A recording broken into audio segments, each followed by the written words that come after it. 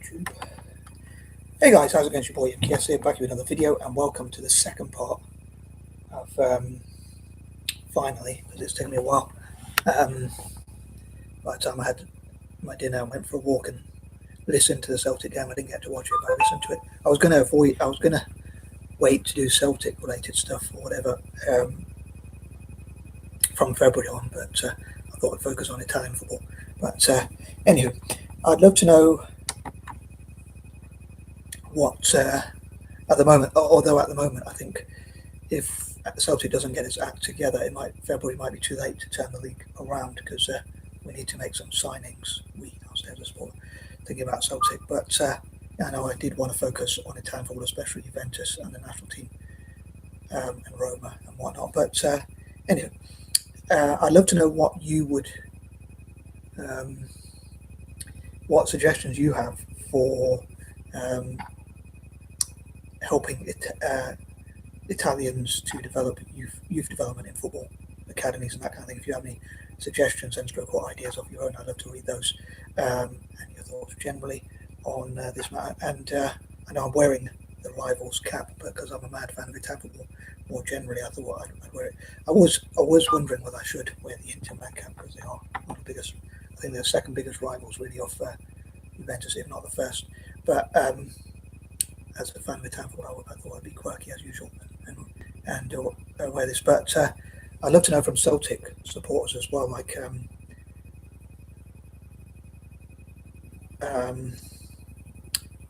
who you would, any Celtic supporters out there, who would you sell, who would you keep, and who would you buy? Who would you put out on loan, and who would you put out on loan? Maybe a young player who could come back maybe later with a bit more experience and do better, or whatever. So who needs to go out on loan to have a fresh start and build their confidence or whatever as well. So again, who would Celtic supporters sell, keep, buy, loan out and loan in? So yeah, I'd love to know that. And I'd say from Juventus's point of view specifically, I would love to see youth development especially, and maybe new ideas on how they could do so, and also sell merch and things like that. They could fundraise and things like that. But on that note, these are pointers number 11 to 20. So here goes. So number 11, as I say, I wonder what new things Juventus could do. Again, I know I'm a bit mad wearing an Inter cap, but what sort of things could Juventus change and chop and change and do differently, that kind of thing, especially to attract more investment and sponsorship, mainly I suppose in this case for youth development, for the academies and that kind of thing. How could they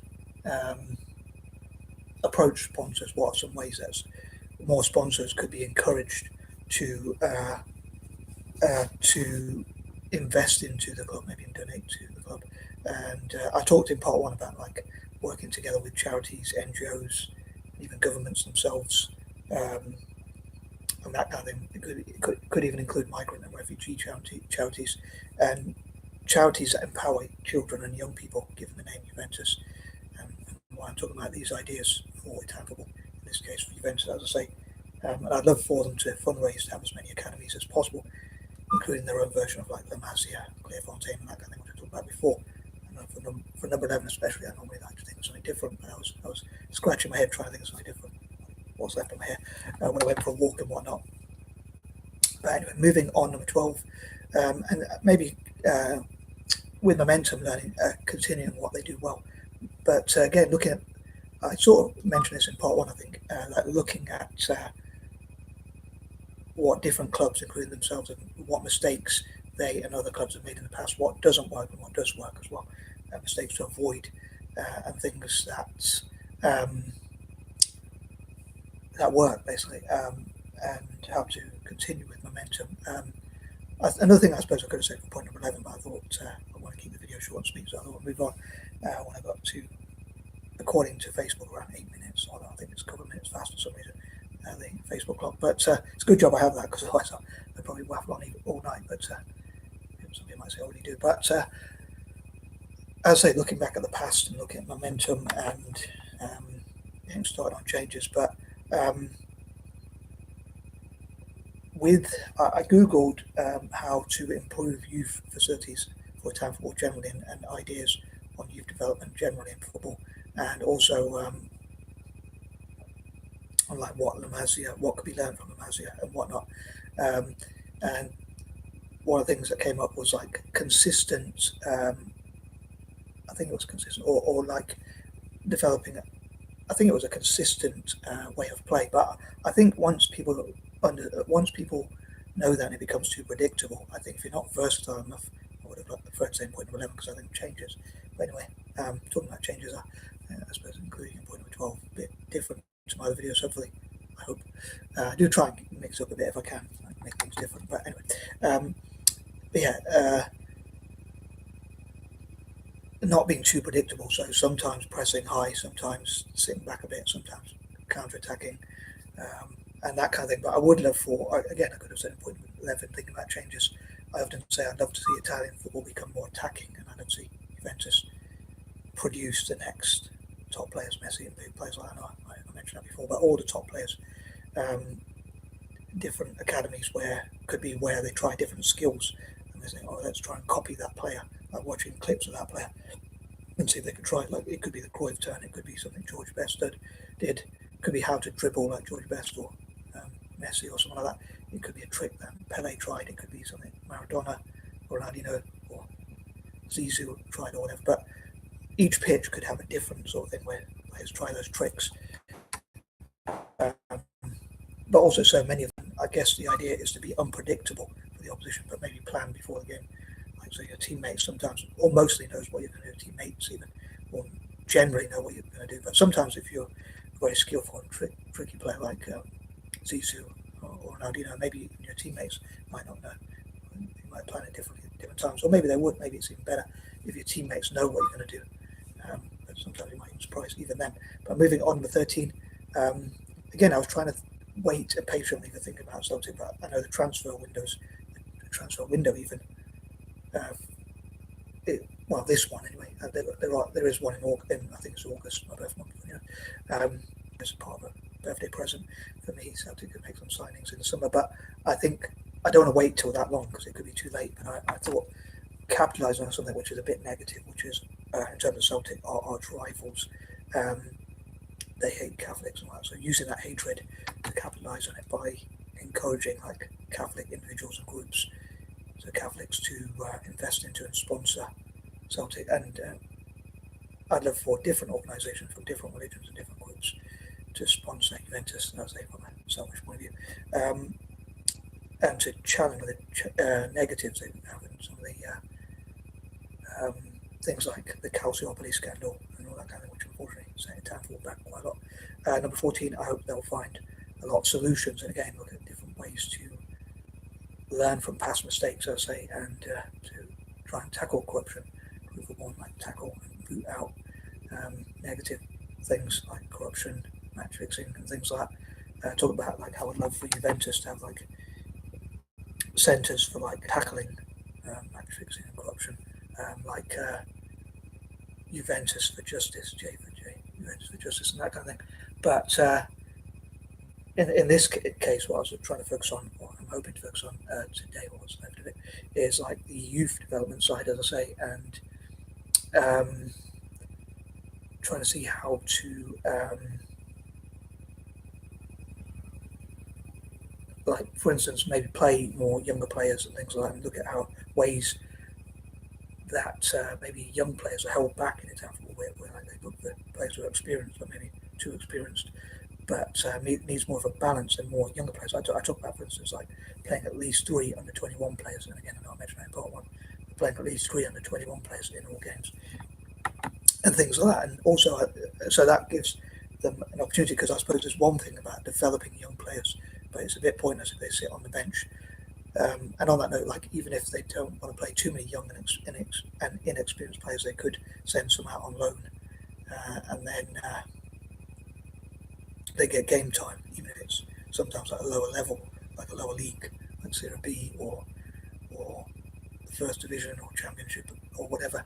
or a lower league level, like a league-earned club, and a league-earned club, or even a Bundesliga club, maybe they'll say, or whatever. Maybe things like that could be a solution. But look at solutions to tackle the problems with young people not being given opportunities to play football. And as I say, like even um, uh,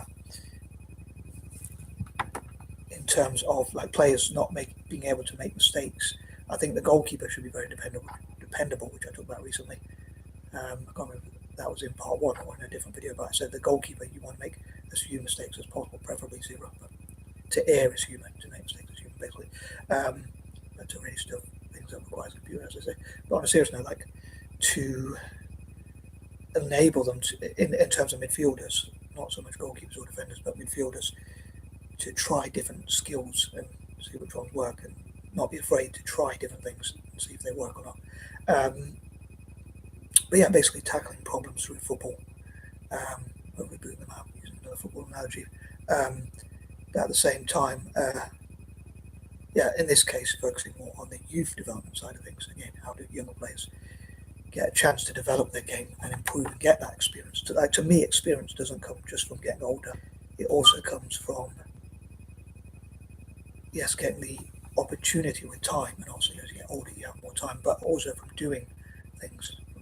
And I'm not much of a doer myself, but I think sometimes you have to do things, unfortunately, to make them work. Unfortunately for me, as somebody's not a doer. But the good news is, like, if you're not as talented, you can make up for it by taking action and making mistakes and learning from them, I guess. But moving on, 15. I hope the club will prioritise on developing the youth and Italian football generally. As I say, we'll look at developing youth as I put it. Number 16. Again, I briefly touched on this in part one. I think it was briefly, but I know I mentioned it, but I've almost forgot my.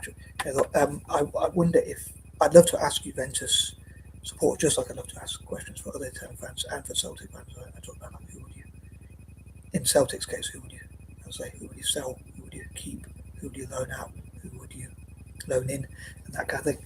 Who would you like to see the club sign, basically, and that kind of thing.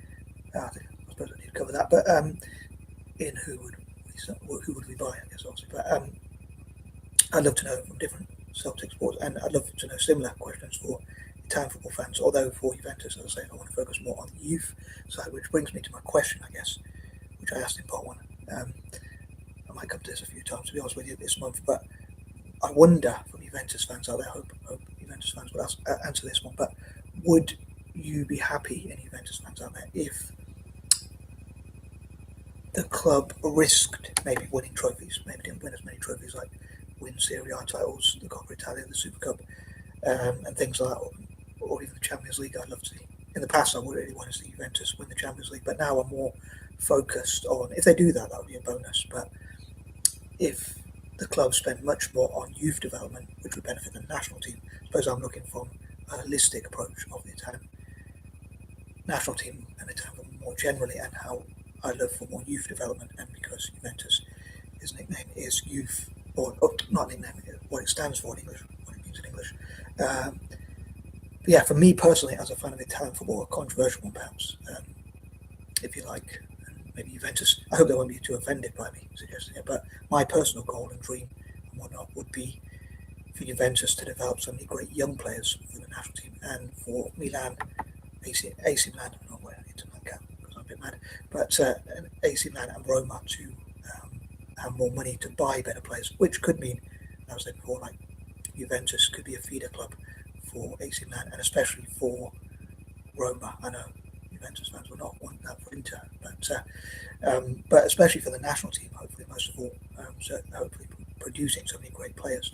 I wonder whether Juventus fans, dare ask, will be happy with that. And I'll accept their answer if they say no. Heck no, I want to see us win Champions Leagues, World Club Cups, and certainly at least Serie A titles or whatever. I'd love to know, basically, from Juventus fans, what are their priorities and dreams more generally, and as a fan of Italian football more generally. For me, I'd love to see Milan. I talked about before. I'd love to see. Well, I'll say it's in point number 17. Point number 17. One of my big dreams would be to see Milan, AC Milan, that is. Again, not going into my cap, but to see AC Milan produce a really scary team, develop a really scary team, and Roma to become the Giallorossi Galacticos, and for Juventus to produce so many great players. Although I love for that for Italian football more generally, but maybe Roma would not produce so many great young players. I know they have, at the moment apparently they have a great academy, but maybe they wouldn't produce so many great young players. Maybe they'd buy players in, including from Juventus. I was thinking from overseas as well, but buy in the best possible players around the world. So each one would have their role within Italian football, hopefully to benefit both club and country. I'd love to see Milan, AC Milan, and Roma winning like Champions Leagues, World Club Cups, and things like that, especially Roma. But yeah, I also hope to see them use imaginations to get sponsors to sponsor those pitches and look at all different creative ways. I think of like neurodiverse people. Again, I could have said in point number 11, like changing the conception of neurodiversity, like neurodiverse people showing what we could do to come up with creative ideas. But I'd love for the club to come up with all possible ideas and share ideas and offer an open exchange of ideas for all those who might have ideas to attract sponsorship for youth development and that kind of thing. Number 18, I hope that they'll install good values into young people. As I said before, like cutting crime and things like that through football, tackling all those sorts of things, putting out crime and all that kind of thing through football as much as possible. Number 19, and I love for them to develop younger players and empower young people around the world. Having a foundation to empower young people, for instance, again going back to the name of Juventus. And number 20, but especially love to see that with Italian football. Again, I love to see at least 3 under 21 players in all senior games, Serie A games, the Coppa Italia, and the Super Cup. And when it comes to the national team, I'd love to see more. I'd love to see 3 under 21 players in all senior games, especially in the Olympics and even Euros, and certainly in friendlies and non-World Cup games. But even in the World Cup, maybe producing more younger players, just like Spain has done, France and other countries, Argentina, Brazil, and whatnot. And peace and love for that.